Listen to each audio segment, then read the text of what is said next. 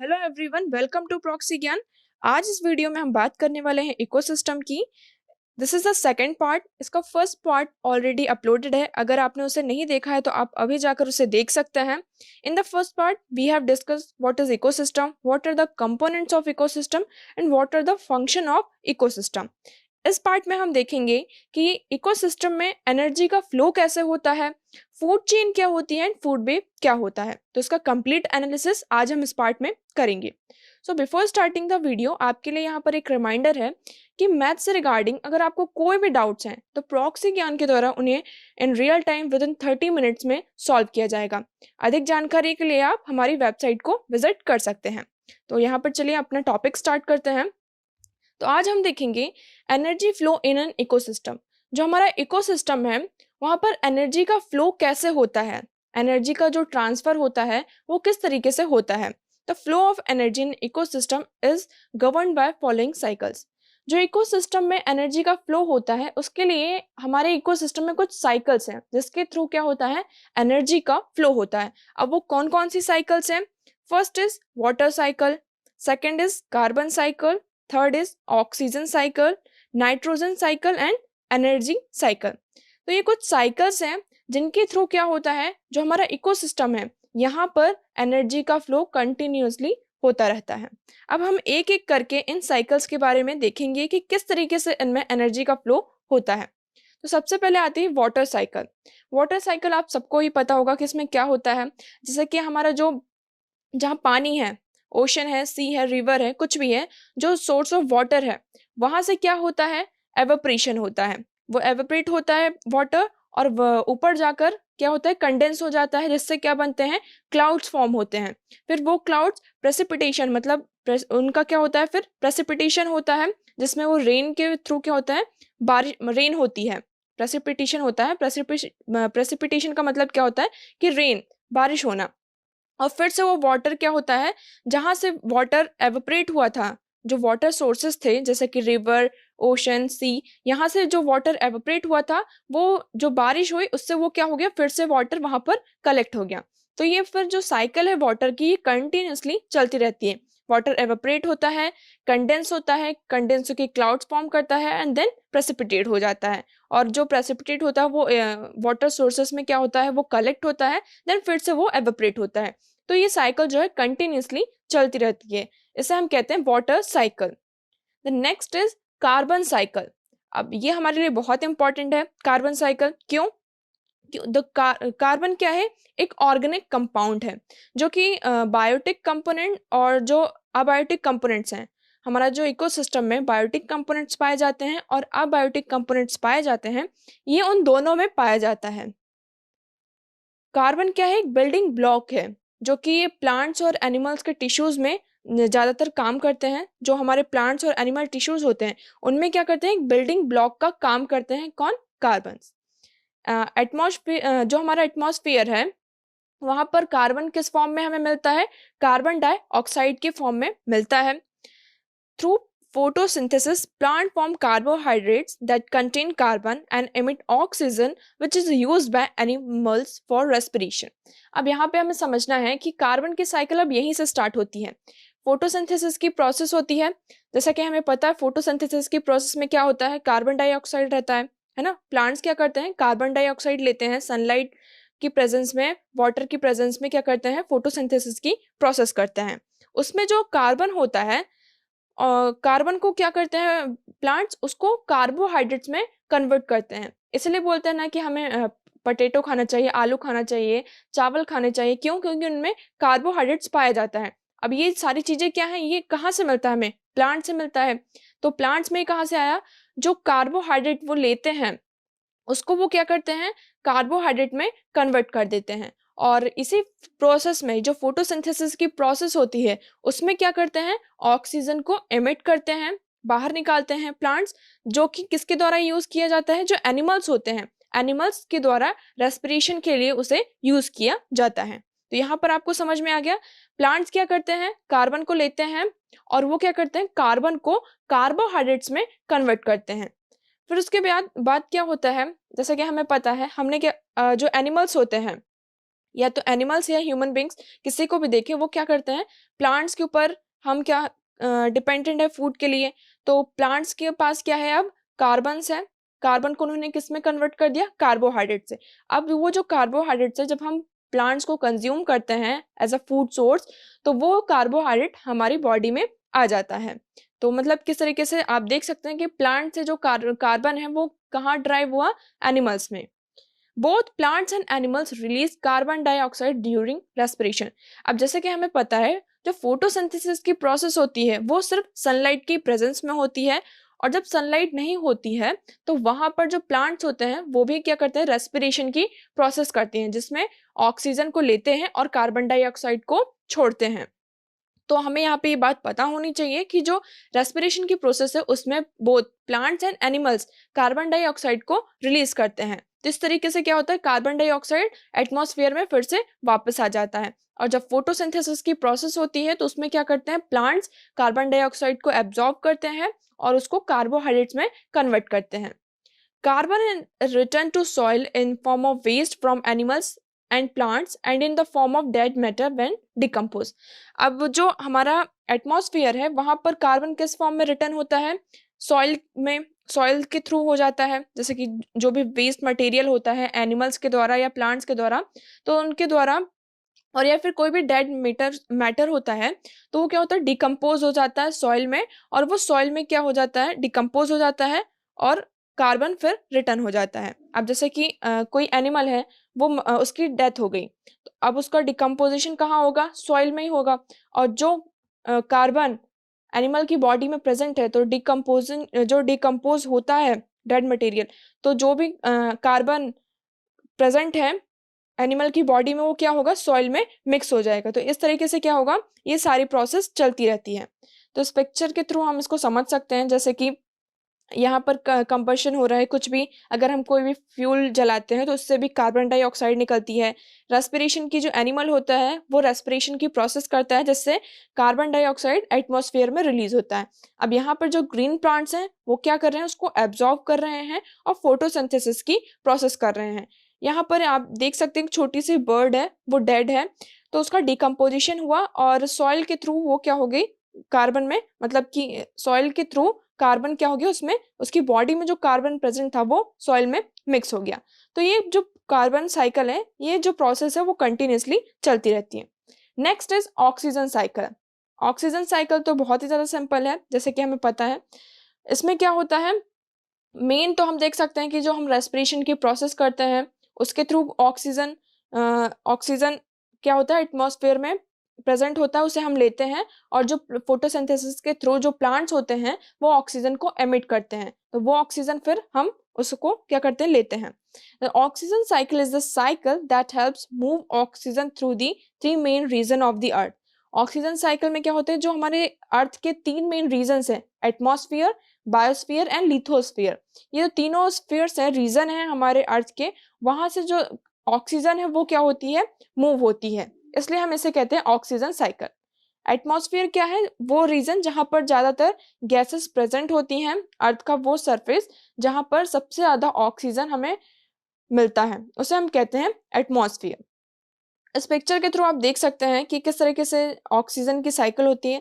इसमें फोटोसिंथेसिस की प्रोसेस हुई सबसे पहले प्लांट्स में, और ये फ्री ऑक्सीजन एटमॉस्फेयर में आया, और एटमॉस्फेयर में जो ऑक्सीजन प्रेजेंट है वो एनिमल्स के द्वारा उसे क्या किया गया, कंज्यूम किया गया, और कार्बन डाइऑक्साइड को एनिमल्स के द्वारा रिलीज किया गया। उस कार्बन डाइऑक्साइड को फोटोसिंथेसिस की प्रोसेस के थ्रू प्लांट्स के द्वारा यूज किया गया और ऑक्सीजन को एमिट किया गया। तो ये प्रोसेस कंटिन्यूसली चलती रहती है, इस प्रोसेस को हम कहते हैं ऑक्सीजन साइकिल।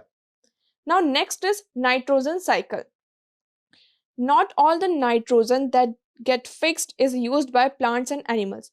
जो नाइट्रोजन है, जैसा कि हमें पता है सबसे ज्यादा अर्थ में नाइट्रोजन ही प्रेजेंट है, कितने परसेंट, 78%। तो जितनी भी नाइट्रोजन है वो गैसेस के फॉर्म में नहीं है, कुछ नाइट्रोजन यहाँ पर फिक्स भी है जो कि प्लांट्स और एनिमल्स के द्वारा यूज किया जाता है, और कुछ जो फिक्स नाइट्रोजन है उसे प्लांट्स और एनिमल्स यूज नहीं कर पाते। जैसे कि some of it is return to the atmosphere through the process called denitrification. यहाँ पर जो नाइट्रोजन है वो किस तरीके से एटमॉस्फेयर में रिटर्न होता है, डेंट्रिफिकेशन की एक प्रोसेस होती है जिसके थ्रू नाइट्रोजन जो है एटमॉस्फेयर में रिटर्न होता है। इस प्रोसेस में क्या होता है कि जो बैक्टीरिया होते हैं, बैक्टीरियल स्पीसीज जैसे स्यूडोमोनास एंड क्लोस्ट्रीडियम, ये क्या करते हैं, डेंट्रिफिकेशन की जो प्रोसेस होती है उसको परफॉर्म करते हैं। ये जो बैक्टीरिया होते हैं ये एनारोबिक जो कंडीशन होती है, एनारोबिक कंडीशन क्या होती है, जो प्रोसेस ऑक्सीजन की एब्सेंस में किया जाता है उसे हम कहते हैं एनारोबिक कंडीशन। तो इसमें क्या होता है, जो हमारे बैक्टीरियाज होते हैं वो क्या करते हैं, जो नाइट्रेट होता है उसे एक्सेल करते हैं और नाइट्रोजन को, जो मेन नाइट्रोजन होती है उसे सॉरी यहाँ पर क्या होता है, जो हमारे स्पीशीज हैं, ये जो बैक्टीरियाज हैं वो क्या करते हैं, नाइट्रेट को इनहेल करते हैं और नाइट्रोजन को एक्सहेल करते हैं। तो जिससे क्या होता है, नाइट्रोजन जो है हमारे एटमॉस्फेयर में फिर से रिटर्न आ जाता है। They use the nitrate in place of oxygen during respiration, क्योंकि ये जो बैक्टीरिया होती हैं ये क्या करते हैं, रेस्पिरेशन की जो प्रोसेस होती है उसमें ऑक्सीजन के प्लेस पे नाइट्रेट को यूज करते हैं। आपको यहाँ पे ये पॉइंट याद रखना है, रेस्पिरेशन की जो प्रोसेस होती है उसमें क्या होता है, ऑक्सीजन का यूज होता है। बट ये जो स्पीशीज है, बैक्टीरिया है, वो क्या करते हैं, नाइट्रेट को क्या ऑक्सीजन की प्लेस पे नाइट्रेट को यूज करते हैं रेस्पिरेशन की प्रोसेस में, इसलिए जो नाइट्रोजन है उसको वो रिलीज करते हैं। इफेक्टिवली क्या करते हैं, वो नाइट्रेट को ब्रीथ करते हैं और नाइट्रोजन जो गैस होती है उसे एक्सहेल करते हैं एटमॉस्फेयर में। इस प्रोसेस के थ्रू, इस पिक्चर के थ्रू हम इसको समझ सकते हैं कैसे, जैसे कि यहाँ पर नाइट्रोजन फिक्सिंग बैक्टीरिया है, वो क्या करते हैं, नाइट्रोजन को अमोनिया में कन्वर्ट करते हैं। फिर यहाँ पर नाइट्रीफाइंग बैक्टीरिया होते हैं, वो NH3 जो अमोनिया है उसको क्या करते हैं, NO3 में जो नाइट्रेट है उसमें कन्वर्ट करते हैं। फिर यहाँ पर डेंट्रिफिकेशन की प्रोसेस होती है, इस प्रोसेस में क्या होते हैं, ये NO3 को इनहेल करते हैं और जो फ्री नाइट्रोजन गैस होती है उसे एक्सहेल कर देते हैं एटमॉस्फेयर में। और ये एटमॉस्फेयर में फिर जब एटमॉस्फेयर में नाइट्रोजन आ जाती है और यहाँ पर फिर रेन होती है, रेन में नाइट्रोजन फिक्सेशन होता है और ये प्रोसेस कंटिन्यूसली चलती रहती है। Next is energy cycle. ये साइकिल हमारे लिए बहुत ही ज़्यादा इंपॉर्टेंट है। क्यों? क्योंकि जैसे कि जो हमारा अल्टीमेट सोर्स है एनर्जी का इकोसिस्टम में हम देखें तो वो क्या है, सन है। यहाँ पे आपको ये बात याद रखनी, the ultimate feet of energy in ecosystem is for it to be lost as heat. जो एनर्जी है उसमें क्या होता है, इकोसिस्टम में एनर्जी हीट के फॉर्म में एनर्जी क्या होती है, हमारी बॉडी इकोसिस्टम से जो हीट के फॉर्म में एनर्जी है वो रिड्यूस होती है। Energy and nutrients are passed from organism to organism. जितने भी ऑर्गेनिजम्स होते हैं उसमें क्या होता है, अगर एक ऑर्गेनिज्म ने दूसरे ऑर्गेनिज्म को एज अ फूड कंज्यूम किया तो उसमें क्या होता है, एनर्जी का और जो न्यूट्रिएंट्स होते हैं वो एक दूसरे से पास होते रहते हैं। जैसे कि फॉर एग्जांपल ह्यूमन बींग्स हैं, वो क्या करते हैं, उनका फूड सोर्स क्या है, प्लांट्स है, तो उन्होंने एनर्जी और उनको न्यूट्रिएंट्स कहाँ से मिले, प्लांट से मिले या फिर एनिमल्स के थ्रू मिले। तो इसके थ्रू क्या हो रहा है, हमने क्या किया, प्रोड्यूसर्स को खाया और हार्बीवोरस हो गए, हार्बीवोरस को कार्निवोरस ने खाया। तो इसके थ्रू क्या होता है, एनर्जी और जो न्यूट्रिएंट्स है एक दूसरे से पास होते रहते हैं। Decomposers remove the last energy from the remains of organisms.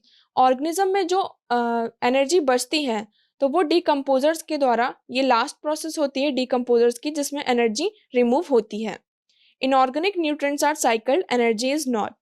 Flow of energy in ecosystem is unidirectional. यहाँ पर एक बात यहाँ हमें याद रखनी है कि इकोसिस्टम में जो एनर्जी का फ्लो होता है वो कैसा है, यूनिडायरेक्शनल है, मतलब कि एक ही डायरेक्शन में चलता है। अब यहाँ पर हम देख सकते हैं कि जो हमारा मेन सोर्स है वो क्या है, एनर्जी का सन। यहाँ पे सन से प्रोड्यूसर्स में एनर्जी गई और कुछ एनर्जी हीट के फॉर्म में निकल गई और कुछ एनर्जी जो प्रोड्यूसर्स की है वो कंज्यूमर्स में आ गई। कंज्यूमर्स में हीट के फॉर्म में कुछ एनर्जी रिड्यूस हुई और जो कंज्यूमर्स हैं उसको डिकम्पोजर्स के द्वारा उनकी एनर्जी को यूज़ किया गया। डिकम्पोजर्स से फिर हीट के फॉर्म में कुछ एनर्जी उनसे निकल गई और जो इनऑर्गेनिक न्यूट्रिएंट्स का एक पूल होता है वो फिर से हमारे जो सॉइल है वहाँ पर आ जाता है। जितने भी एनर्जी है वो कहाँ पर मिक्स हो जाता है, सॉइल, और उसको फिर प्रोड्यूसर्स के द्वारा यूज किया जाता है। तो ये जो साइकिल होती है एनर्जी की कंटिन्यूसली चलती रहती है। प्रोड्यूसर्स को कंज्यूमर कंज्यूम करते हैं और कंज्यूमर्स को डिकम्पोजर्स कंज्यूम करते हैं और डिकम्पोजर्स से फिर क्या होता है, जो एनर्जी है वो फिर से प्रोड्यूसर्स में जाती है। तो ये जो साइकिल है कंटिन्यूसली चलती रहती है। Now next is food chain. This is the main part of energy cycle. Energy cycle का ये बहुत ही इंपॉर्टेंट पार्ट है, जिससे हमें पता लगेगा कि किस तरीके से जो एनर्जी का ट्रांसफर होता कैसे होता है। For every living organism require energy to survive. कोई भी लिविंग ऑर्गेनिज्म है, कुछ भी है, उसको सर्वाइव करने के लिए सबसे ज़्यादा क्या ज़रूरत है, उसको एनर्जी की ज़रूरत है, चाहे वो प्लांट्स हो, एनिमल्स हो या फिर ह्यूमंस हो। Energy required by living being to grow. कोई भी लिविंग थिंग्स है उनको ग्रो करने के लिए एनर्जी की ज़रूरत होती है। जो एनर्जी प्लांट्स के द्वारा एनर्जी को कैसे यूज़ किया जाता है, फोटोसिंथेसिस के थ्रू, क्योंकि जो मेन सोर्स क्या है एनर्जी का, सन है। उससे वो क्या करते हैं, एनर्जी को फोटोसिंथेसिस के प्रोसेस के थ्रू उसे लेते हैं। Animals get energy from the food they consume. और एनिमल्स को कहाँ से एनर्जी मिलती है, जो भी फूड वो कंज्यूम करते हैं उसमें जो एनर्जी और जो न्यूट्रिएंट्स प्रेजेंट होते हैं वो एनिमल्स को उसके थ्रू उनको मिलता है। During this biological process light energy is converted into chemical energy. इसमें आप देख सकते हैं कि एनर्जी किस फॉर्म में आ रही है, सन से लाइट के फॉर्म में। तो यहाँ पर ये जो प्रोसेस होती है इसमें लाइट एनर्जी किस में कन्वर्ट होती है, केमिकल एनर्जी में। यहाँ पर आप अब ये फूड चेन की डेफिनेशन है, इस डेफिनेशन को हमें याद रखना है और अच्छे से पढ़ना है। जैसे कि क्या है definition, the flow of energy from the producer to a consumer and eventually to a apex predator and detritivore is called the food chain. Food chain क्या है, एक फ्लो ऑफ एनर्जी है जिसमें प्रोड्यूसर से कंज्यूमर में, consumer से जो हमारे डिकम्पोजर्स हैं, प्रीडेटर्स हैं, डेट्रीवोर्स हैं, उनमें क्या होती है, ट्रांसफर होती है, मतलब कि एनर्जी फ्लो होती रहती है। इसी एनर्जी के फ्लो को हम क्या कहते हैं, food chain. Dead and decaying matter along the organic debris is broken down into its constituent by scavengers.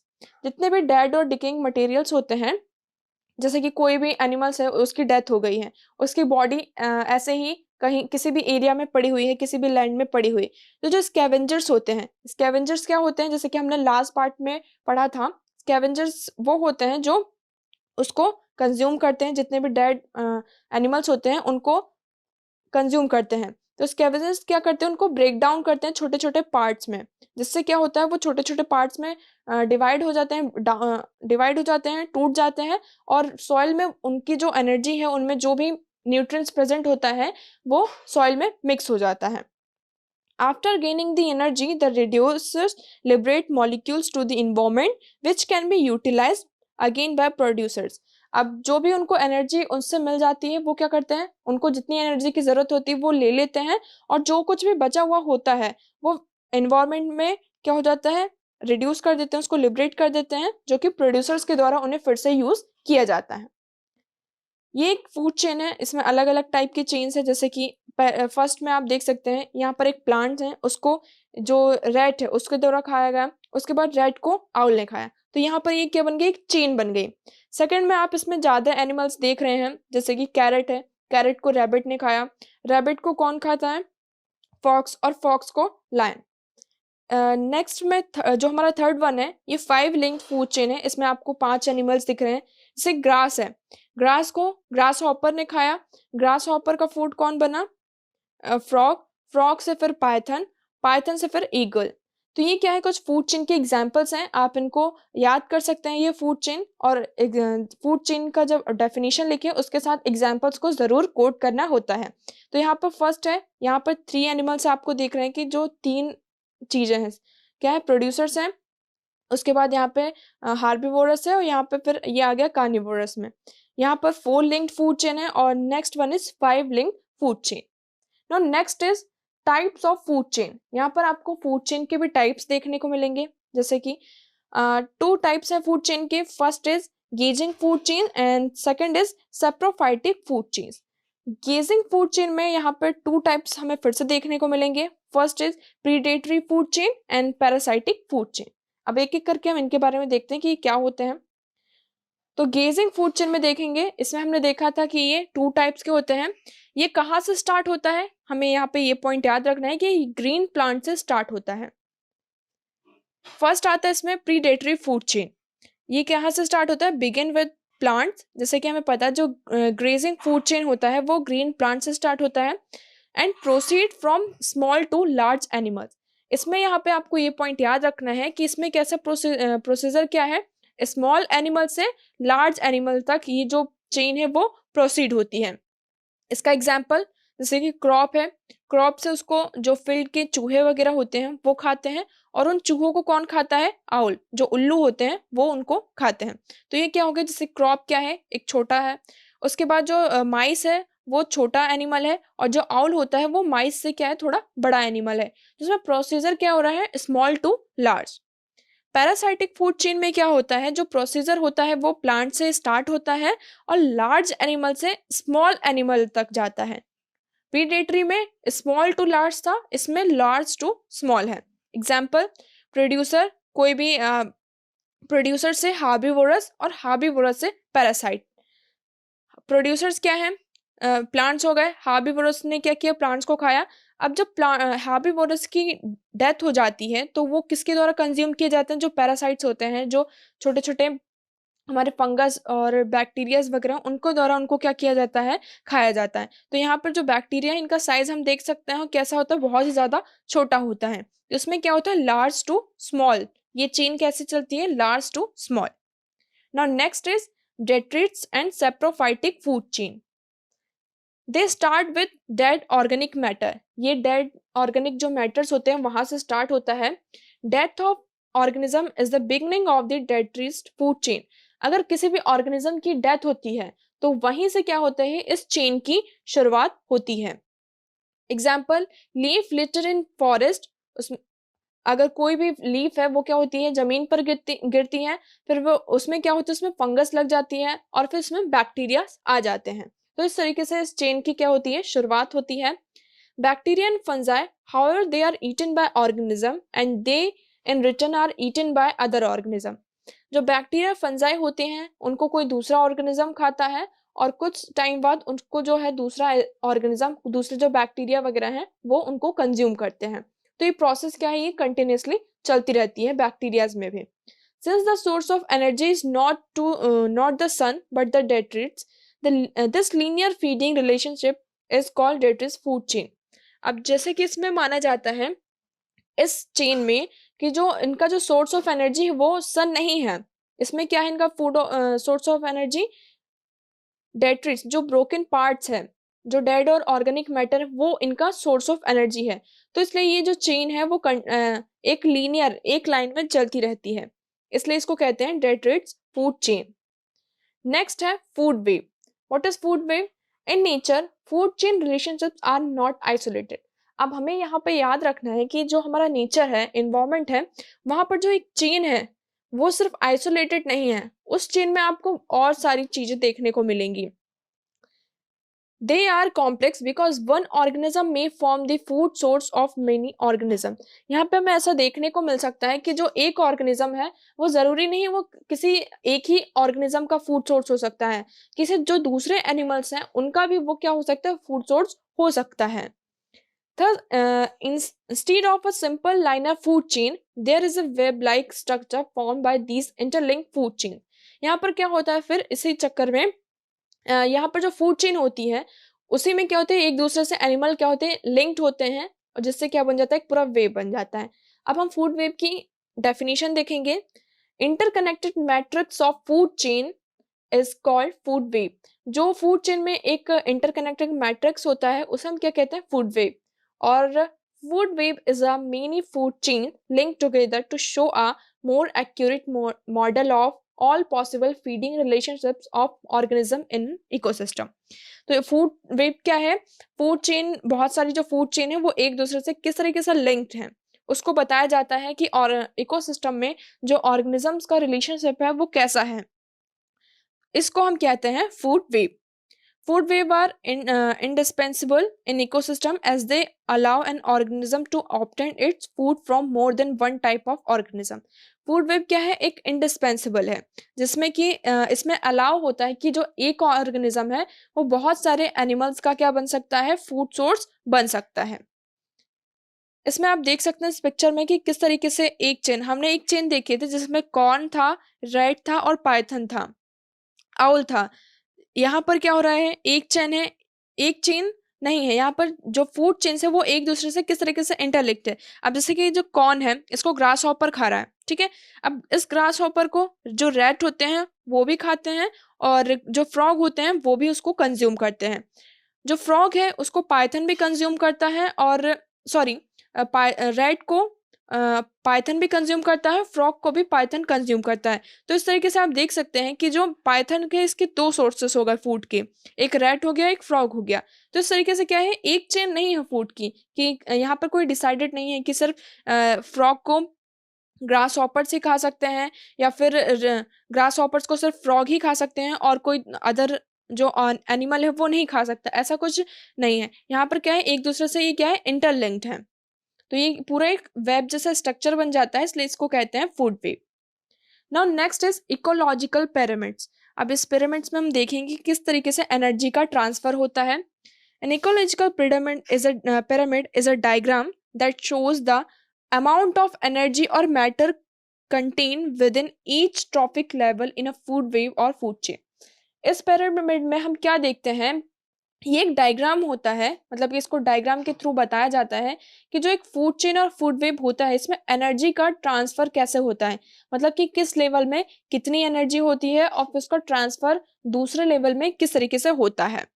Ecological pyramids में आपको कुछ पॉइंट्स देखने को मिलेंगे, जैसे कि pyramid of biomass, pyramid of numbers, pyramid of energy. Now what is pyramid of biomass? The total, यहाँ पे आपको इस वर्ड का मीनिंग समझना है। बायोमास का मतलब क्या होता है, the total amount of matter present in organism of an ecosystem at each trophic level is biomass. Biomass क्या है, जितने भी ट्रॉपिक लेवल होते हैं, जैसे कि प्रोड्यूसर एक लेवल हो गया, हार्बीवोरस एक लेवल हो गया, उनको कंज्यूम करने वाला दूसरा लेवल हो गया। तो इनके पास कितनी एनर्जी है, कितना मतलब कि टोटल अमाउंट ऑफ इनके पास कितना एनर्जी है, उसे हम कहते हैं बायोमास। जितना भी इनके पास एनर्जी का अमाउंट होगा वो क्या कहलाता है, बायोमास। इन अदर वर्ड्स हम कह सकते हैं total amount of living and organic matter in an ecosystem. मतलब कि अदर वर्ड्स में हम कह सकते हैं कि एक लेवल, जो हमारा एक लेवल होता है उसमें कितना अमाउंट है लिविंग और ऑर्गेनिक मैटर का, उसे हम कहते हैं biomass. Biomass means mass of living material at a stage in a food chain. Food chain की जो एक स्टेज होती है उसमें किसी भी लिविंग मटेरियल का मास कितना है। The biomass at each stage goes down. जैसे जैसे हमारी स्टेज बढ़ती जाती है वैसे वैसे जो बायोमास है वो क्या होता जाता है, रिड्यूस हो जाता है। उसका जो काउंट डाउन होता है वो क्या हो जाता है, कम होता जाता है। This demonstration the amount of metal loss between trophic levels. इसमें क्या होता है, हर एक ट्रॉपिक लेवल में जो अमाउंट ऑफ मैटर है वो क्या होता है, कम होता जाता है। There are two types of biomass pyramids. यहाँ पे हमें दो टाइप्स के बायोमास पिरामिड देखने को मिल सकते हैं। First is upright and second is inverted. What is upright pyramid?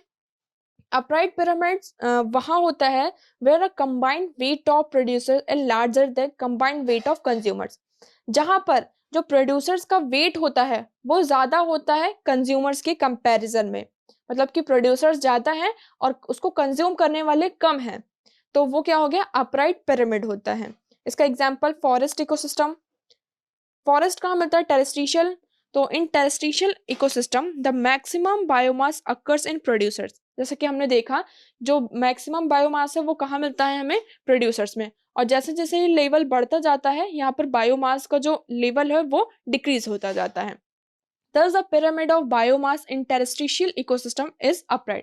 इसी वजह से क्या होता है, जो इसका पिरामिड है वो कैसा बनता है, अपराइट होता है। जैसे कि आप इस पिक्चर में देख सकते हैं जो प्रोड्यूसर्स हैं इनका जो इनके पास ज़्यादा एनर्जी है 100%, इनको कंज्यूम करने वाले कम है, तो ये एनर्जी फिर धीरे धीरे क्या होती गई, कम होती गई, ट्रांसफर होती गई। तो ये पिरामिड कैसा है, अपराइट है। Now next is inverted pyramid.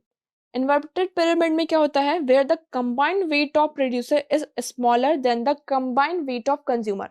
इसमें जो प्रोड्यूसर्स का वेट होता है वो कंज्यूमर्स की कंपैरिजन में कम होता है, तो उसे हम कहते हैं इन्वर्टेड पिरामिड। इसका एग्जाम्पल है एक्वाटिक इकोसिस्टम। जो एक्वाटिक इकोसिस्टम होता है वो इसका बेस्ट एग्जाम्पल है।